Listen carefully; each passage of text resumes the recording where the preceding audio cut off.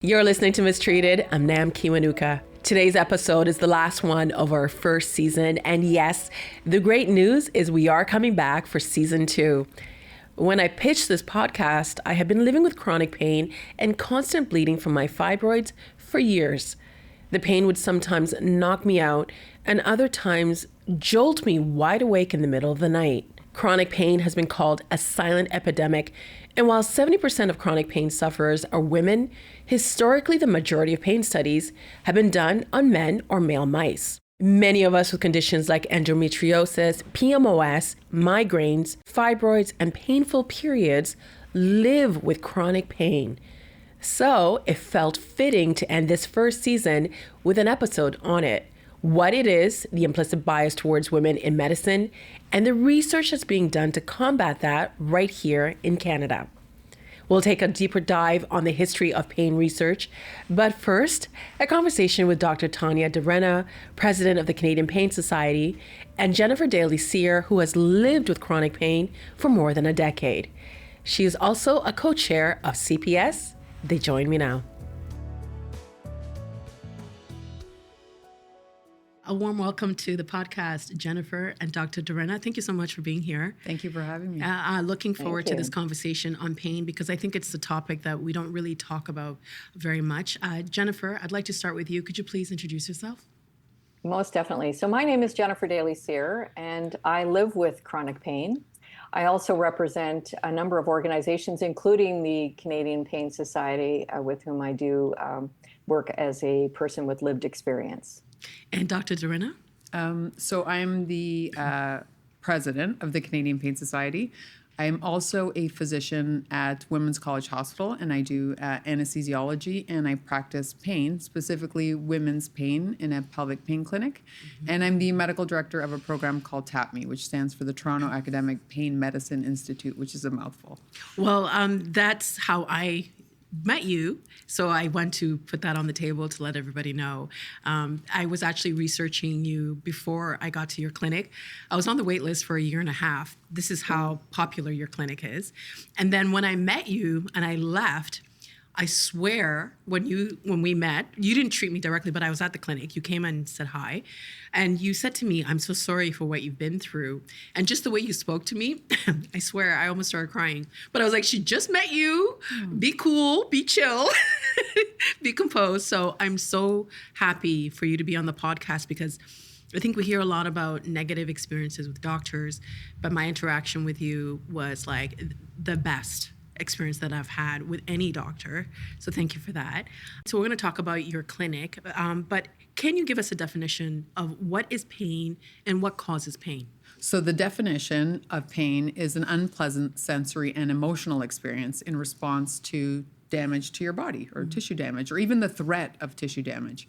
And so it's two things. It's a sensation and an emotion. And science is very good at measuring the sensory part, terrible at the emotion part, right? Mm-hmm. It's not something we can measure because it's also affected by your life experiences, right? Mm-hmm. And so that is the definition of pain. And pain is normally a good thing. So acute pain, like when you have an injury or you burn your finger on a stove, like I do because I'm a terrible cook.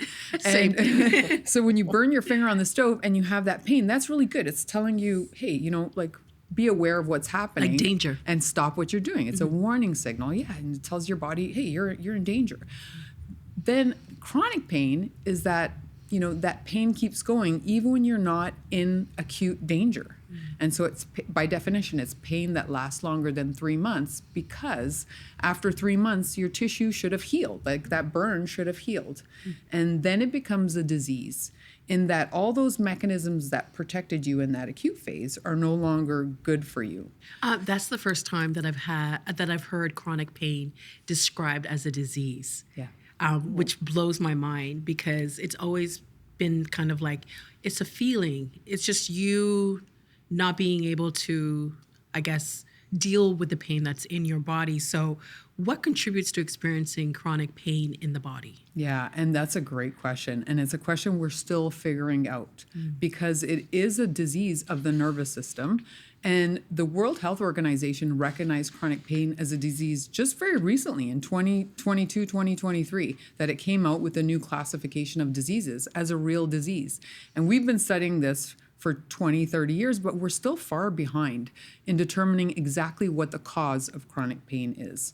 And so I just want to clarify that it's not a symptom of a disease anymore. And so that's acute pain. Chronic pain is a disease within the system where it's almost like your fire alarm bell is broken, right? That fire alarm bell that kept you alive and told you, hey, there's an issue. If you no longer have an acute injury or an acute issue, then it's actually the fire alarm bell that's broken. So it's a disease of the nervous system, but it's way more layered than that because pain involves mental health. Pain involves, it affects your sleep, it affects your relationships. So it becomes a lot more layered than just a nervous system problem. Why is it important to make that distinction? Because, it doesn't affect just one system. It affects us as a whole. And that becomes important when you manage chronic pain. It can't just be one drug, one needle, one thing that you're going to do that's going to help you with your chronic pain. It has to be all of those things, all of that holistic approach to your sleep, to your mental health, to movement, medications, your diet, all of these things are going to impact how much pain you're perceiving. Jennifer, I'm going to come to you in a second, but I wanted to read part of an article that was published in 2017 from Harvard Medical School, and it says this about chronic pain. Quote, 70% of the people it impacts are women, and yet 80% of pain studies are conducted on male mice or human men. One of the few studies to research gender differences in the experience of pain found that women tend to feel it more of the time and more intensely than men. While the exact reasons for this discrepancy haven't been pinpointed yet, biology and hormones are suspected to play a role. So, Dr. Di Renna, does chronic pain impact women more than men, and why? Absolutely. So of all the 8 million chronic pain sufferers across our beautiful nation, 70% of those folks are women. It's a huge number.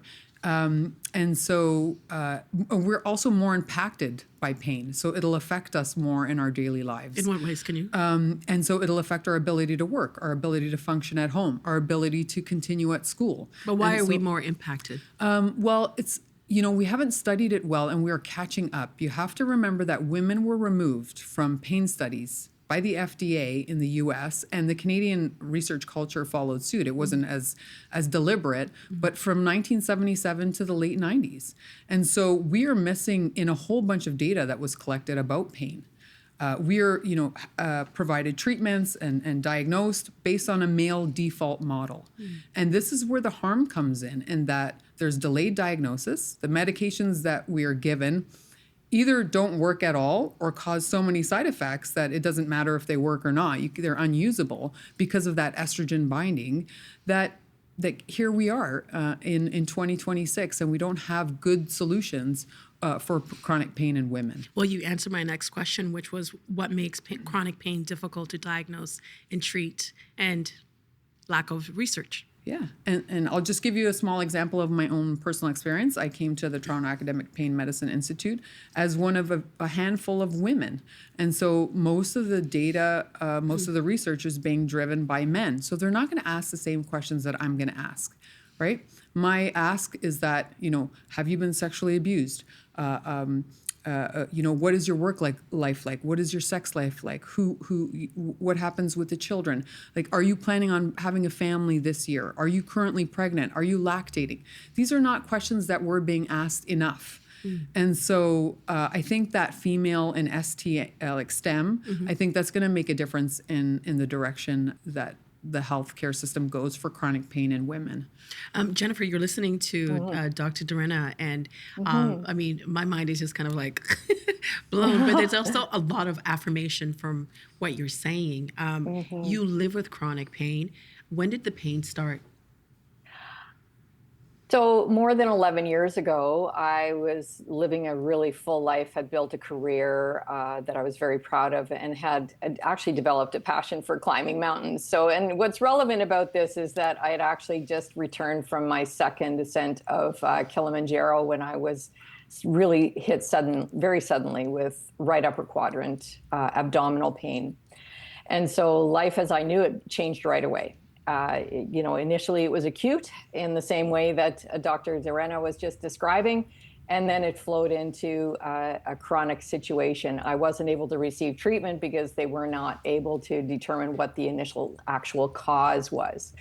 So daily function, identity, the whole trajectory of my life, frankly, stopped very abruptly. My career halted. Climbing disappeared, and I want to throw in there that there was stigma that crept in as well. And so, Can you tell me more about that? I can, from the standpoint that you spoke to it earlier in terms of, you generally cannot see pain. Well, that in itself tends to raise questions. Well, if I can't see it and you look well, otherwise well, what is that? And so personally, I had no understanding of what chronic pain was before I was living with it or before I started down this road. Truly, I think that general population tends to want to see something like a broken arm. They understand that. When they can't see abdominal pain, even though they might be able to see something's wrong, they don't understand it. So that's where, for me, stigma started in. And then because I did not receive an actual reason why this happened, that added to that layer of stigmatization in terms of, why don't they know? And I came to realize that medicine has come a long way, but still has a ways to go. And so in terms of understanding all possibilities that way, so that's kind of it in a nutshell. And I think as a result of that, it really came to my experience with the healthcare system has been quite extensive. And years prior, I had lived with endometriosis that took a lengthy period to receive diagnosis, multiple surgeries, and so on. So I really, and at the time, didn't really recognize that was chronic pain. And it was resolved for me, through a number of surgeries. Had physicians saying they should put a zipper in me because there were that many. But that, in the end, ultimately is how it happened. Wow.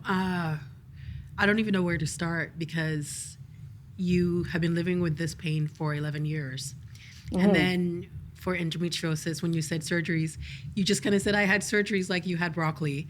Surgeries is like, it's like your physical, your mental, your everything. It takes you from doing everything that you're supposed to be doing in a day. And also when you said the stigma around it, because Jennifer, you don't look like your disease, right? Mm-hmm. And so how do you walk me through a typical day navigating that pain for so long? On top of that, you can't do the things like mountain climbing, which is so badass, by the way. But you can't do that anymore. So talk to me on how you manage a day that with pretty this chronic much pain. Sums up Jennifer in one word. It's badass. Sorry. Every day is different for me. And so I consider myself fortunate from the standpoint that I'm not living with this pain 24/7. I have episodic, what would be considered episodic. And so it can go from 0 to 8 or 10 in a very short time period. And I don't really understand and necessarily anticipate when it's happening. So I can speak to those days in terms of what I do. It's, actually Dr. Di Renna spoke to a lot of it in terms of the biopsychosocial aspect of things and sort of needing to pace yourself and mindfulness and movement and, all of these things. So I take certain steps to see what I can do to keep it at bay, at least for, when I feel that coming on. But if I stretch that back to when this first began and try to tie it into today, what is really striking to me is that I was profoundly grieving the career that I lost. Mm. And so, and profoundly grieving the social life and the family life that I had. And thank goodness I was very well supported in terms of my family and good friends. But nonetheless, it wasn't the life that I was accustomed to.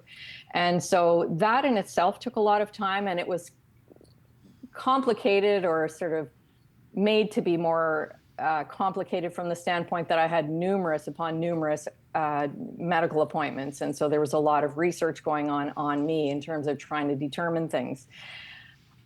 Over time, I sort of learned how to do that a little bit better. And for every emergency visit that I went into to get some pain control, they would try to teach me how to manage it at home.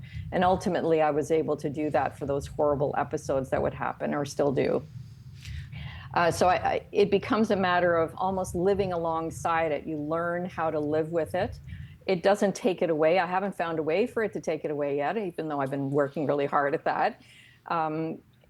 Nonetheless, it doesn't take it away, but you learn to walk alongside it. And then I mentioned earlier that I do some work with the Canadian Pain Society. Mm-hmm. Advocacy became something that I was drawn to. When I found out that the patient voice was being involved in pain research, in research organizations, I thought, how can I be a part of this? Because I have to somehow find a way to take this new knowledge that I've, unwelcome guest in my life, but to take that new knowledge and do something with it.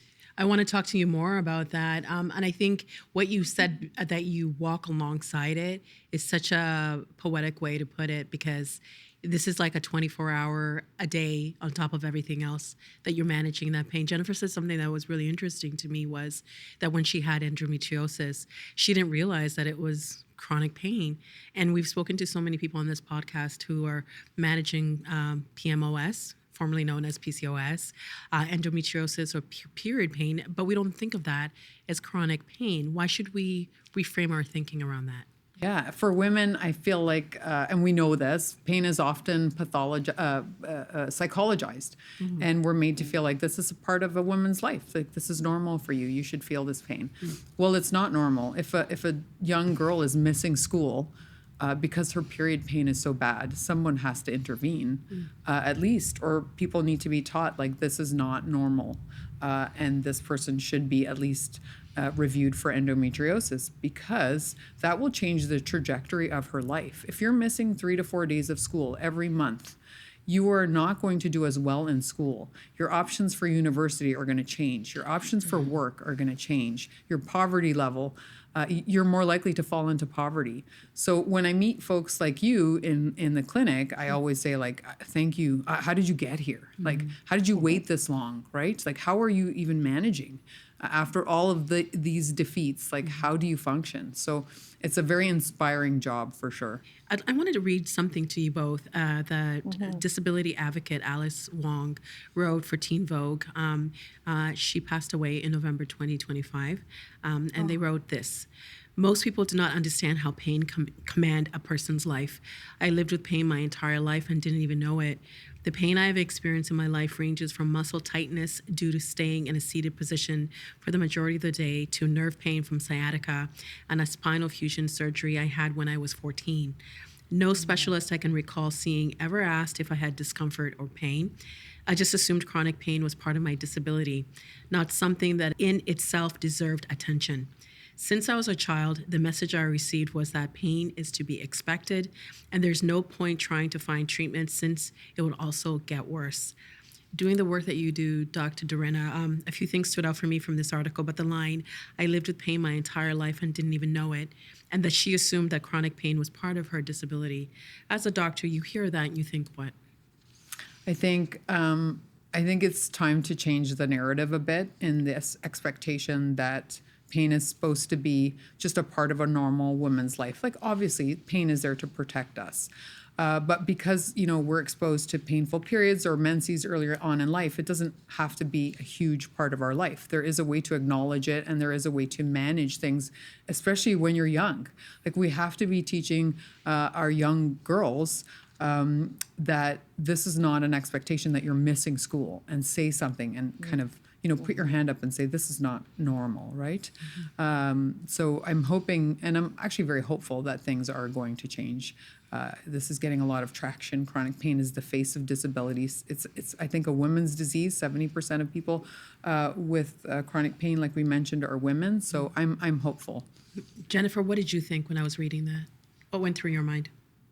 What went through my mind, it pulled me right back to the early days of endometriosis, where I can remember writing an important final exam and not wanting to divulge to my teacher that I was in tremendous pain. And of course, I failed the exam. I wasn't able to write it. And that was like one of many circumstances. And then I also think about, we talked about surgery earlier. The first major surgery I had for endometriosis was considered to be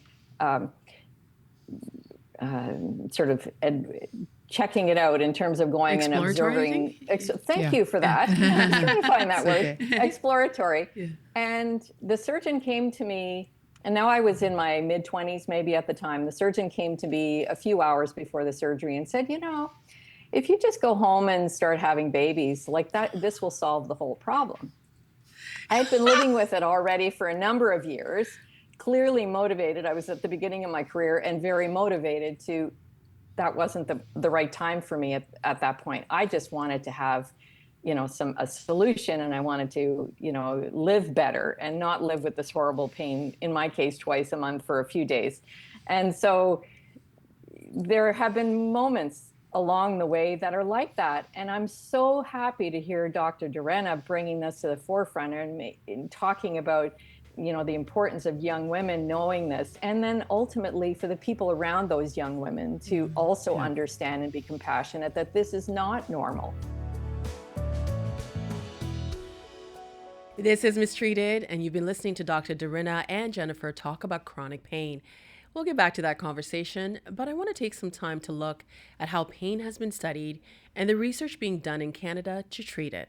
Pain is complicated to treat and diagnose because it is subjective. When you're asked to rate it from 1 to 10, your 10 might be my 7. Unlike a broken arm, you can't see chronic pain.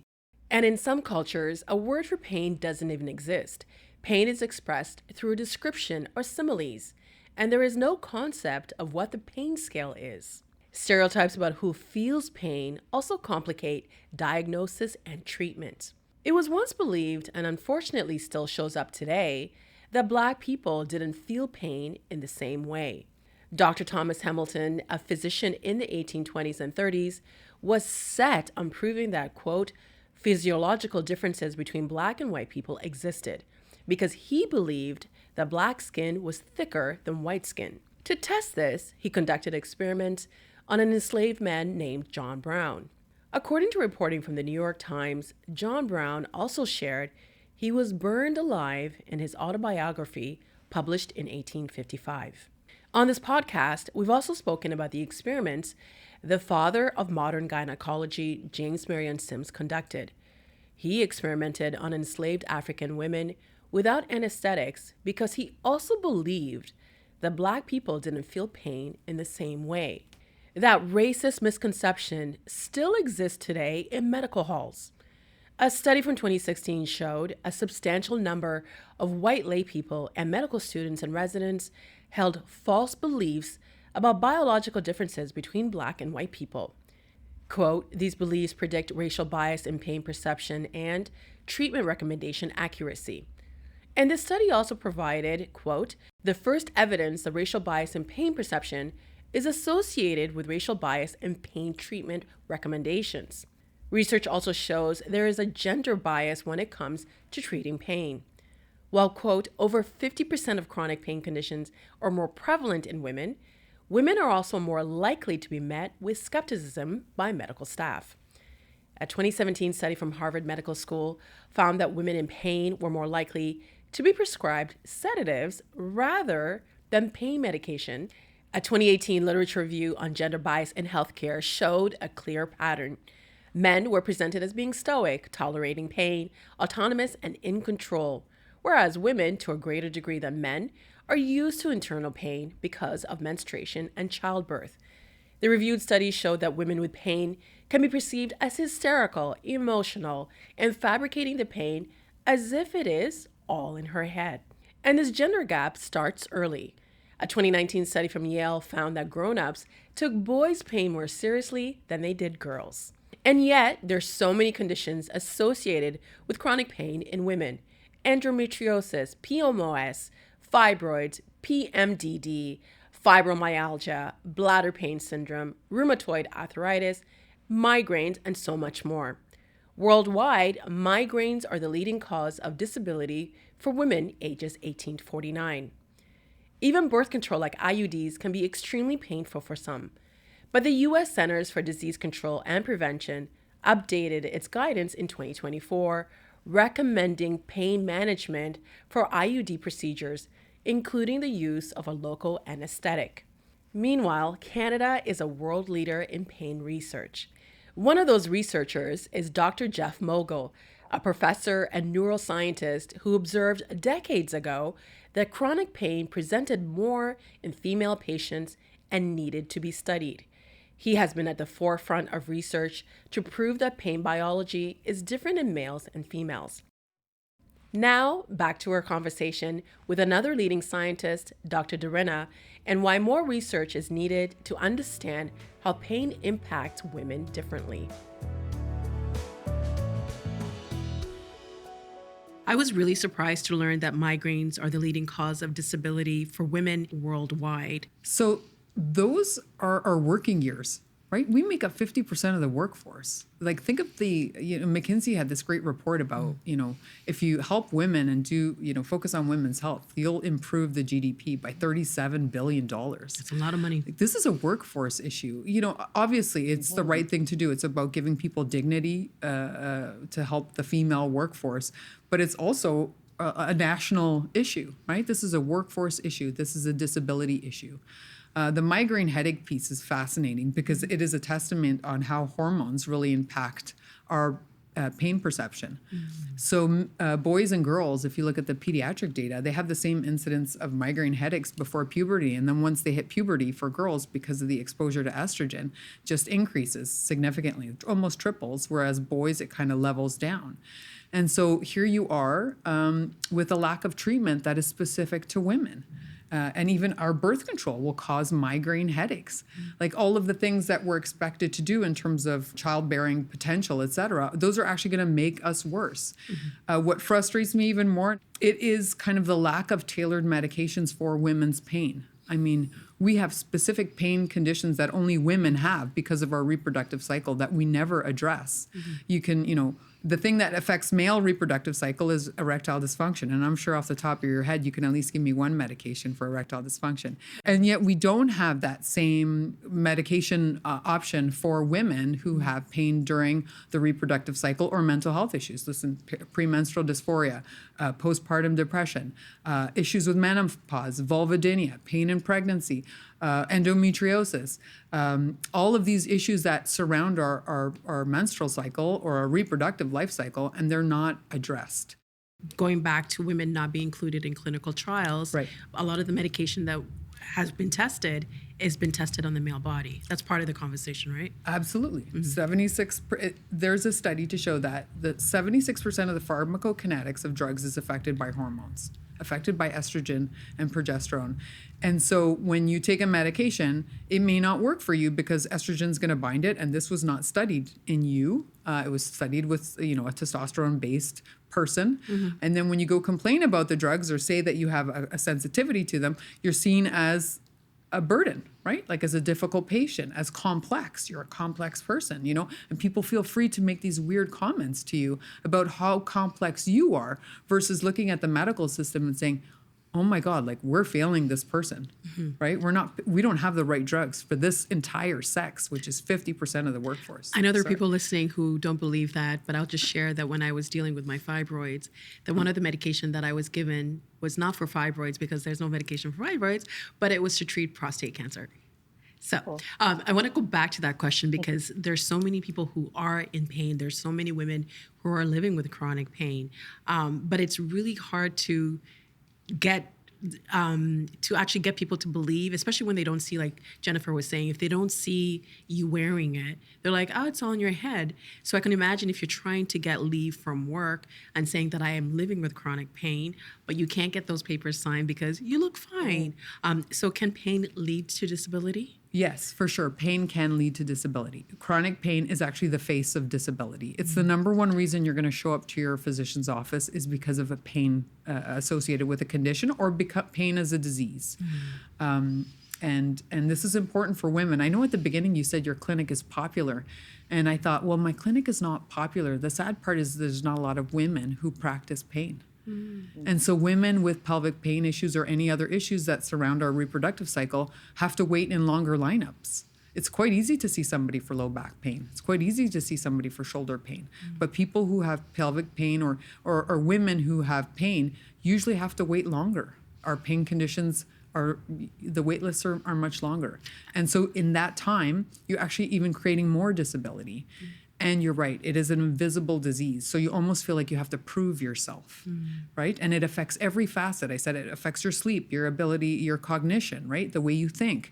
And so obviously it's going to create disability, not just physically, but mentally too. And I imagine the longer that you're living with it, your body, also the physiology is probably changing as well. Right. Your muscles are going to atrophy if you're not moving, right? So that's why movement is so important. That's why we really focus on things like physiotherapy and movement. We focus on mental health aspects because that's going to suffer, especially when you're on a wait list, waiting to be assessed by a female practitioner.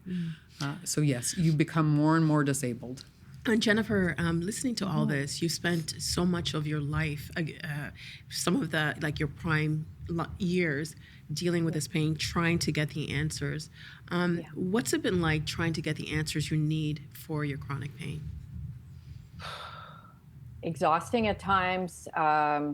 You just have to keep on it. I think what I came to was that it became obvious to me that the burden had shifted to me as a patient to prove, even though there was lots of evidence to the fact that what I was experiencing, nonetheless, I had to prove over and over again, depending on which specialty I was seeing, what was going on. So documenting everything, taking extensive notes, negotiating referrals, waiting on referrals, so that whole, it was like a roller coaster ride a lot of the time. But self-advocacy ended up being probably the most important thing. And at a time when a lot of those moments I wasn't able to do it very effectively. So those notes I depended on, but nonetheless, when you walk into a room and you're hoping for some assistance that way and you're not feeling well, it's not easy. It's not an easy thing. So self-advocacy was critical, absolutely critical for me. Dr. Di Renna, I wanted to follow up with you on this because it is really hard to advocate for yourself. I was raised in a family where you listen to doctor, you respect authority, you listen to teachers, the police, and challenging someone's expertise can be really daunting, especially in an emergency setting. I wanted to read this to you first. A recent study in the Journal of the American Heart Association revealed that young female patients aged 18 to 55 years who presented to emergency departments with chest pain had a 29% longer wait time for potential heart attack evaluation compared with their male counterparts. The study went on to say that women of color wait even longer. And this gap also exists for the misconception that if you're Black, you somehow feel pain differently or not at all.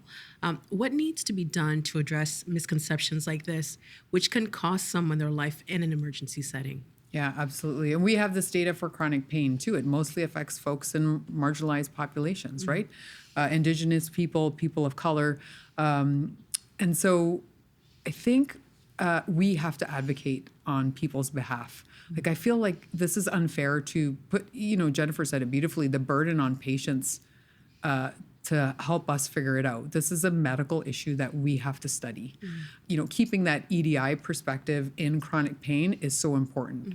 Whatever's happening down south, Canada is very different. Our CIHR, our government granting bodies, make sure we have an equity lens in all of our research. And I think that's going to push everything forward in terms of determining how can we better serve our marginalized communities, our equity deserving people that we should be studying, who are affected most by this, right? And Jennifer, when you were talking about the advocacy that you're doing, having navigated such a horrible thing, in a way, you've actually turned your pain into purpose. It's something that I say about my situation as well. Both you and Dr. Di Renna are active in the Canadian Pain Society.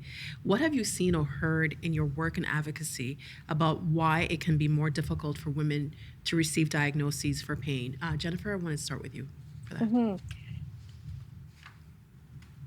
What I can say is that when I mentioned earlier about the burden shifting, I think that what I'm hearing more and more is that many women that I meet are saying precisely the same thing, that it is very difficult for them to be able to convince others of what they're feeling that is real. I want to sidebar that. I had a great group of physicians working with me. Not everyone treated me in that way, but I'm hearing this from others.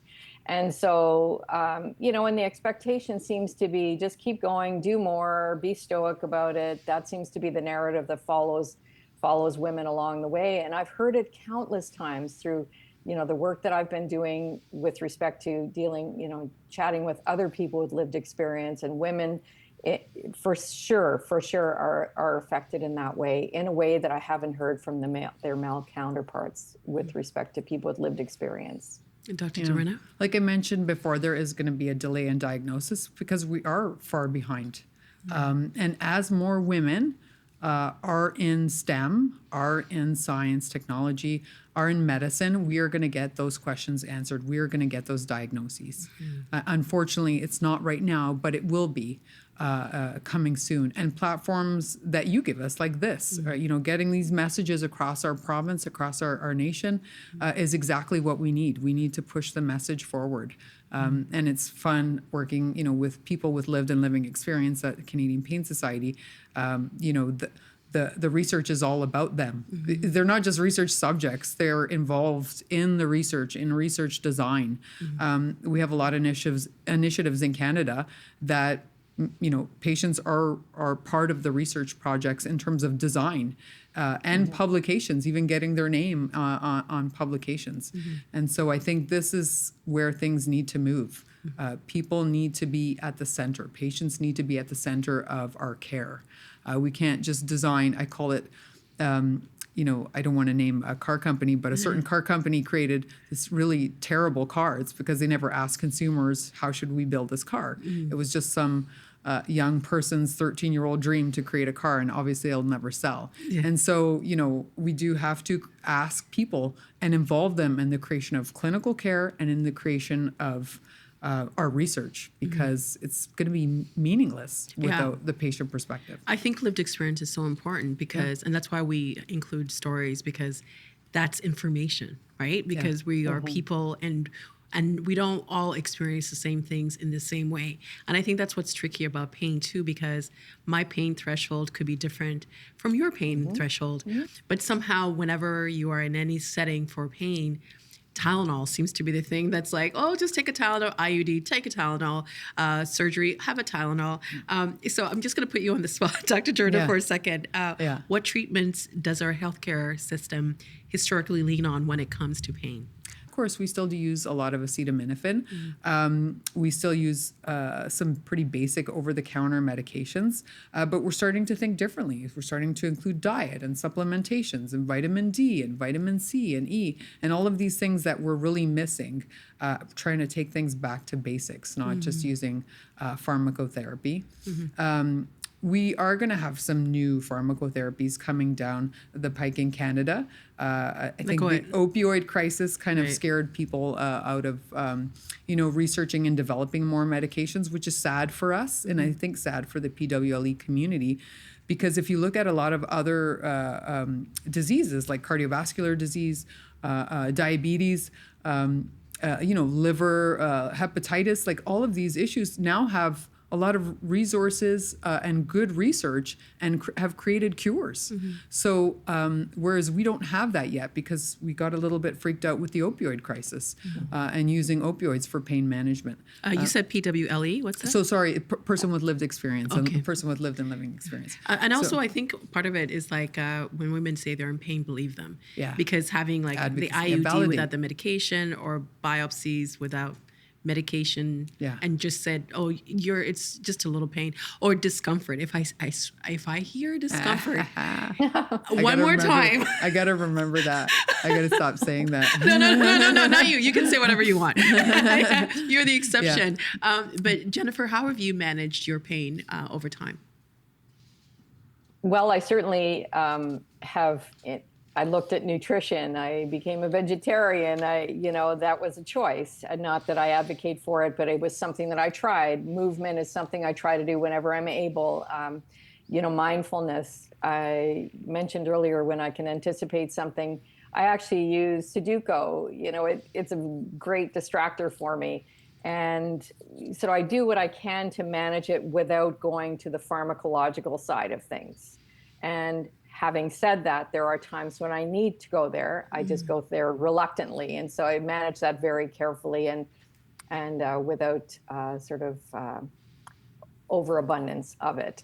But you do what you can. And then, sometimes it's just time and rest and a combination of things. But it nonetheless is, it is a combination of things. And I was just gonna comment further around the health care around this. So I don't know if you'd like me to talk to that. Of course. Now. Yeah. Because, we're recognizing, I'm so thrilled that we're recognizing that women's health in Canada, that there needs to be a gap closed in terms of healthcare. And I see it as a cost of delayed care. You've mentioned, disability. I went on full disability. I was medically retired from my work unwillingly. I did not want that to happen. It's something that was required because of the level of pain that I deal with, and so how unpredictable it is. But I would say that the longer pain goes unaddressed, the worse the longer term outcomes are, not only for economically, but also the individual dealing with that. You asked earlier about how you manage it. There's that whole family social aspect to it that is huge. And so by the time women reach pain care, many of them have waited for long periods of time. And I know we're talking about that, but I just want to emphasize that. I know I was a part of that, waiting for extremely long time between appointments and very critical appointments. So I see it as improving care for women who live with persistent pain isn't about really special treatment. It's about designing systems that require or recognize rather the complexity of listening earlier, of responding more effectively, of using the right language, of using the words, scientific sort of focus on women and men. Because when we build systems that work better for those who have historically been struggling to be heard, I think that ultimately we improve care and society as a whole. So it's not just a woman's issue. It's, as Dr. Di Renna said, it's a workforce issue. So there's how we deal with it, and there's how the system overall is dealing with it and capable of dealing with it. There's a real gap there, and I know that the beginning is now in terms of dealing and addressing that. I love that. The beginning is now. When you were saying that you use medication when you need to, I'm like, of course. When I was pregnant, I was really gung-ho about not having an epidural. And then a friend of mine was like, that's what science is for. So I was like, yes, that is what science is for. This is why I love science. In our final moments in this conversation, which has been really great, Dr. Di Renna, I promised off the top that I would talk about the Toronto Academic Pain Medicine Institute. What is TAPMI doing differently in your view? So a lot of things. I think we do a mandatory orientation. I hate those words mandatory, but we really try to make it accessible for everybody in order to teach you about pain and to teach you about the resources that you can access without having to wait and, get misinformed by the abundance of misinformation that's out there that really has no evidence behind it. So we push that really forward. We push something called Power Over Pain, which is a wonderful portal that's been created across Canada with great information about chronic pain and about free resources. We push information about Pain Canada, which also has free resources. We push a lot of information onto people so that they can start managing themselves without having to see a physician first. We also put the health discipline aspect of the physiotherapy and the mindfulness and all that at the beginning. So you don't have to wait for a physician to see or get this information. You can start those activities, and they're covered for most people by our ministry through TAPMI. We do it in group because obviously there's a lot of people who have chronic pain, and so we can't afford right now to provide one-on-one services, but we do everything in group, and you can sign yourself up from there. We do research around all of our programs, so we don't practice, it's not voodoo, it is science what we're trying to practice. And we're a teaching hospital, so we send those fellows, those residents in there, and we give them information about what they're going to ask you, and we want the youth to understand and trainees to understand how you have to approach people. And it has to change. And the way we speak to folks has to change, because I never want to hear these stories again about what people have said to you. It really breaks my heart as a physician to hear that. My intake experience was really great. I actually expected it to be like 5 minutes, so I was getting ready to walk out. Every minute I was getting ready to walk out. Ended up being over an hour, and it was such a great experience. One doctor we've spoken to was on how to get research, because there's a lack of research around this, and the expert said that ring-fenced funding for women's health research is needed. When it comes to funding pain treatment, what's your call to action? So this is great. And we do, the CIHR has put money aside to study women's health conditions, and those women's health conditions are involved in pain. For instance, we got funding through our Canadian government to diagnose endometriosis early in young girls. And so Canada is doing a great job of putting money aside. We always need more, but they are doing a great job in Even terms though it's of, just like 7%? That is right. Yeah. However, it's better than most countries. And we also need funding from other sources. It can't always just be government funding, right?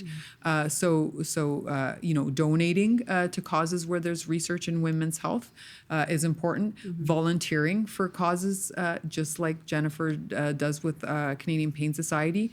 Using your voice as power, just like what you're doing, which is wonderful. Getting the word out that this research needs to be done. I mean, how many of you knew that, we had this little research? Industry, supporting research is ideal. It doesn't just have to come from pharma companies, but wherever money can be put to places where we don't just give money to things based on legacy. We give money based on things where there's actual need, and we didn't measure that need for a long time. So now we're figuring it out. Oh, this conversation has been great. Before we leave, I just wanted to give you an opportunity to add anything that you'd like, final thoughts, anything that I might have missed. Jennifer, I'll start with you. Oh, thanks. I realized you'd asked me earlier about purpose, and I didn't really elaborate on that. I wouldn't mind taking just a moment to talk about that, because in addition to the Canadian Pain Society that I volunteer with and absolutely adore that, that came from is finding my voice, finding a way to, translate some of this hardship into something that's going to be worthwhile for others. I often refer to taking, pain lemons and turning them into lemonade. And I've been able to do that, through work with the Chronic Pain Network, through, advocacy, through the Pain Ontario. I sit on the board with them. I also have been co-hosting a podcast around pain, and it's entirely based on the Action Plan for Pain in Canada, along with 2 other people living with pain. And so we're doing what we can to mobilize that knowledge and just sort of learn from it ourselves, but also just mobilize that knowledge for the general public so that there can be just a little bit more understanding around something that seems to be so misunderstood. And so take every opportunity to get involved, use that voice, and I encourage people to find ways to, take their pain and make it work for them in some way that will give them gratification or some sort of, sense that they're contributing and finding purpose in that. Because after all, we live with it. And so therefore, why not do something with it? I love that. And we'll share your podcast details. And Dr. Di Renna, thank you. I'll let you have the last word. Thank you so much. I'm really honored to be a guest on this show, and meeting with you has so much meaning for me. So thank you. Thank you. And I know Jennifer talked about her purpose, and I have 2 young girls, and I always do everything for the next generation of girls. So I'm hoping that they'll find answers to any issues they have a lot faster than what you guys have explained, which makes me very sad. And I also don't want to kind of gloss over the fact that we still don't have a lot of data on our non-binary people and our trans people. And I think this needs to be addressed as well. So not just women, but all of us. We need to take care of all of us. So thanks. What a great way to end this conversation. Dr. Di Renna, Jennifer, thank you so much. Much appreciation. Thank you. Thanks. Thank you so much. This was Mistreated. Thanks for listening. You can follow our show wherever you download your podcast so you can get notified each time a new episode is available. We would love to hear your feedback. You can write me an email at mistreatedpodcast@tvo.org, or you can reach out to me on social media. Thank you for all of your emails and comments. We appreciate the response to the podcast. I'd like to read a comment from our episode on why is it so hard to get care for the menopause transition. Mary writes this: a big thank you for addressing this topic and the shortcomings of our current healthcare system regarding women's health. We've come a long way since my mother's and grandmother's time, but we still have much to do. Women are living longer and deserve a better quality of life regarding menopausal symptoms. Let's keep talking and listening. Indeed. Thanks so much, Mary. This week's episode was produced by Tiff Lam and me and edited by Colin Kish. Digital shorts by Ariana Longley, camera work by Max Stussy and the TVO studio crew, teleprompting by Christy McLeod. Production support from Jonathan Hallowell and TVO's Digital Media Services team. Lori Few is executive producer of Digital. Vanessa Case is vice president, media. Thanks so much for listening, and we'll see you next season.